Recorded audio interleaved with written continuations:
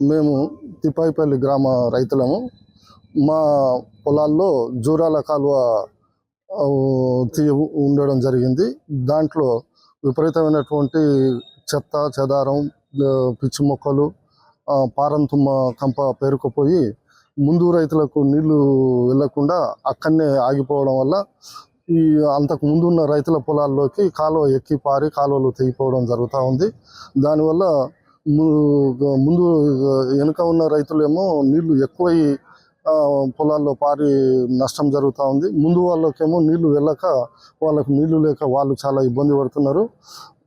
మా కాలువ నెంబరు జూరాల ఎడమ కాలువ D23 7వ కిలోమీటర్ దగ్గర ఈ విధంగా జరుగుతుంది. దీనివల్ల చాలా నష్టం జరుగుతుంది.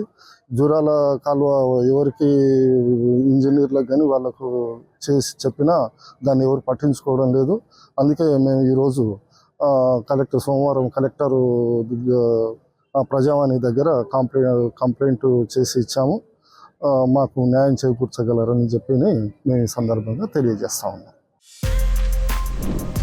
For more videos like this, subscribe Big TV channel.